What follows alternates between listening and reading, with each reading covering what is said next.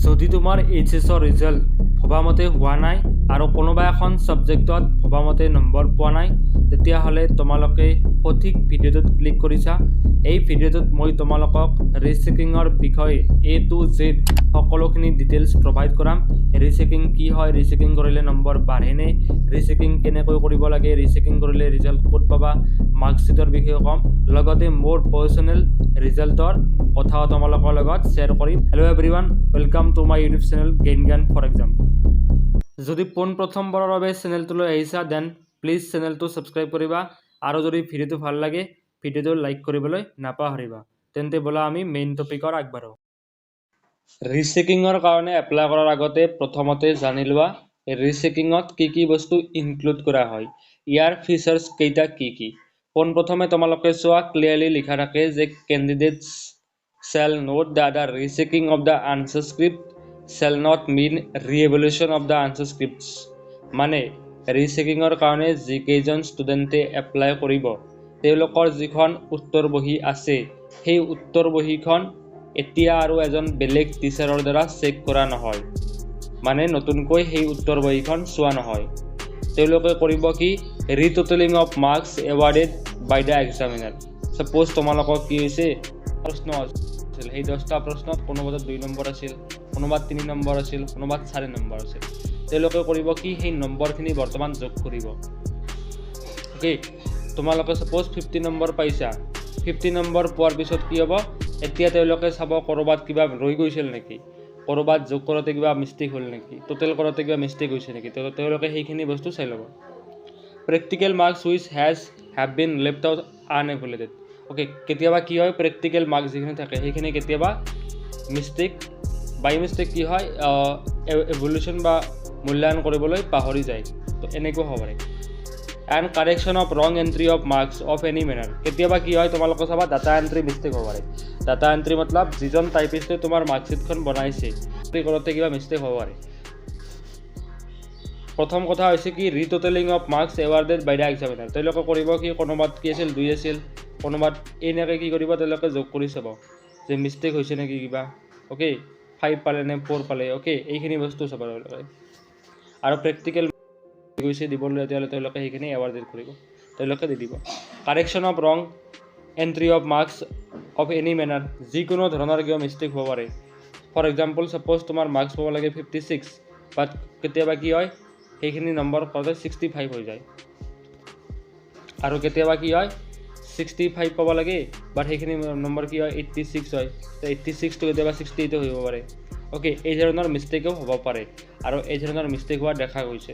চ' তোমালোকে চাই লোৱা যে rechecking of the answer scripts does not mean ৰি-এভলিউশ্যন।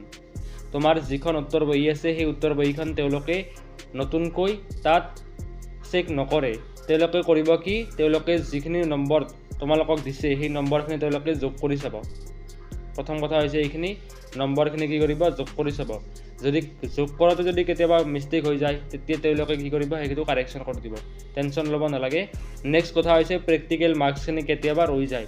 কেতিয়াবা কি হয়, মাৰ্কশ্বিটখনত ঠিকেই থাকে, বাট কেতিয়াবা কি হয়, যোগ কৰোঁতে মিষ্টেক হ'ব পাৰে। তেওঁলোকে সেইখিনি বস্তু চাব বুলি কৈছে। আৰু কাৰেকশ্যন অফ ৰং এণ্ট্ৰি অফ মাৰ্কছ। কেতিয়াবা কি হয়, 56ৰ ঠাইত 65 হয়, বা কেতিয়াবা 65ৰ ঠাইত 56 হৈ যায়। এনেকুৱা ধৰণৰ মিষ্টেক ডাটা এণ্ট্ৰিত হয়। তো এই ডাটা এণ্ট্ৰিৰ মিষ্টেকখিনি তেওঁলোকে ছল্ভ কৰি দিব তাত। অ'কে, তোমালোকে নিশ্চয়কৈ কপি ৰিচেকিং কি বস্তু বুজি পালা। Copy rechecking does not mean the re-evaluation of answer scripts. ৰিচেকিঙৰ কাৰণে ছেবা যিটো ৰিজাল্টৰ অফিচিয়েল নটিফিকেশ্যন আছিল, তাত ক্লিয়াৰলি মেনশ্যন কৰিছে, candidates intending to get their rechecking of answer script along with obtaining scanned copy of answer script will have to apply through the ASIP division to erstwhile বা formerly AHSCC।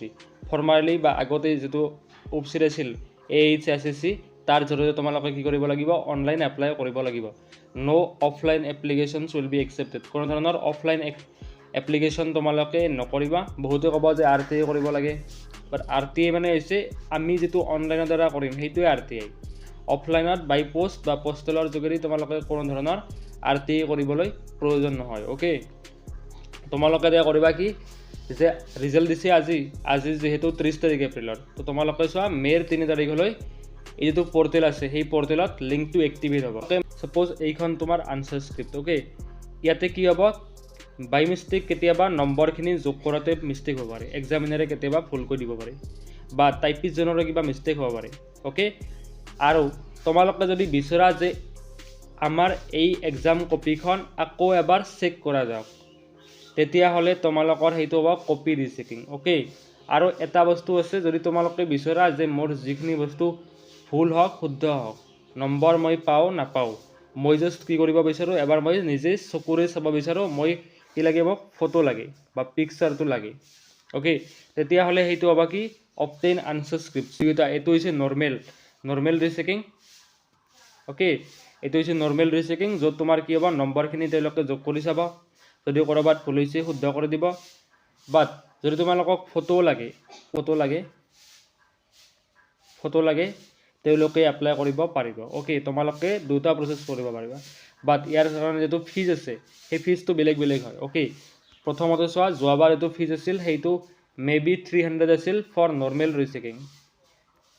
নৰমাল ৰিচেকিংৰ কাৰণে 300 আছিল আৰু যি কেজন ষ্টুডেন্টক নৰমাল ৰিচেকিংৰ লগতে নিজৰ answer স্ক্ৰিপ্টৰ photo copy লাগিব তেওঁলোকে pay কৰিব লাগিব 500 ফৰ ইচ সাবজেক্ট আৰু কেইটামান ক্ৰাইটেৰিয়া আছে প্ৰথমটো ক্ৰাইটেৰিয়া হৈছে ম্যাক্সিমাম 3খন সাবজেক্টত ৰিচেকিং কৰিব পাৰিবা তোমালোকক যদি ফটো কপি লাগে তেতিয়া হলে তোমালোকে এক্সট্ৰা কৈ 200 rupees পে কৰিব লাগিব বাট নৰমাল কৈ কৰিলে হ'ব 300 rupees ওকে নৰমাল ৰিচেকিং যত তোমাৰ আনসাৰ বহিখন কি কৰিব এজন টিচাৰক দিব তেওঁলোকে কি কৰিব যদি মাৰ্কসখিনি কৰবাত ভুল হৈছে তেওঁলোকে গণি চাব কাউন্টিং কৰিব নতুনকৈ এবাৰ কাউন্টিং কৰাৰ পিছত তেওঁলোকে যদি কৰবাত ভুল হৈছে তেতিয়া হলে তোমালোকে সেইখিনি বস্তু কাৰেক্ট মাৰ্কসিটখন পাই যাবা তেওঁলোকে হেইটো বস্তু ক্লিয়াৰ কৰিব ওকে তোমালোকে এইখিনি বস্তু ক্লিয়াৰ হৈছে এপ্লাই ডেট আৰু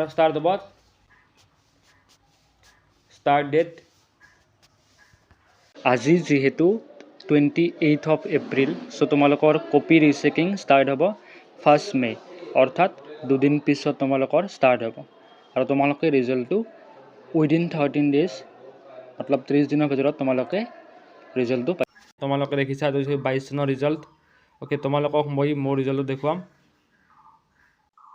এন্ড তোমালোকে স্ক্ৰিনত দেখা পাইছা 0072200029 ম্যাথছ তোমালোকে চোৱা সি ইয়াৰ ইংলিশ ম্যাথছ আৰু ফিজিক্স মই তিনিখন সাবজেক্টত মোৰ অলপ ডাউট আছিল ওকে তো ইংলিশত মই 84 পাইছিলো 84 বাট আনসেন্সড অৰ্থাৎ 84 আছিল আৰু ম্যাথছত কি হৈছিল 38 পৰা কি হৈছিল 89 হৈছিল অৰ্থাৎ 51 মাৰ্কছৰ ইনক্ৰিমেন্ট আহিছিল আৰু ফিজিক্সত মই 92 পাইছিলো আৰু থিওৰিত পাইছিলো 62 তো কি 62 আছিল একো ধৰণৰ সেন্স হোৱা নাছিল কেতিয়াবা কি হয় কেতিয়াবা সেন্স হয় কেতিয়াবা সেন্স নহব পাৰে যদি তোমালোকে আনসাৰখিনি ভালদৰে লিখিছিলা তেতিয়া হলে নম্বৰটো চেঞ্জ হোৱাৰ চান্স বহুত বেছি থাকে তো জাস্ট তোমালোকে ৰিচেকিংৰ কাৰণে এপ্লাই কৰা আৰু যদি তোমালোকে পোৱাৰ 100% যোগ্য হয় তেতিয়া হলে তোমালোকে নিশ্চয় নম্বৰখিনি পাবা তোমালোকক জাস্ট মই তোমাক দেখাই দিলো এতিয়া আৰু পিডিএফ হিচাপে নাহে বাট এতিয়া বেলেগ ধৰণে ৰিজাল্টটো দিয়া হয় ওকে তোমালোকে একো টেনশন লব নালাগে 15 দিন সময় দিবা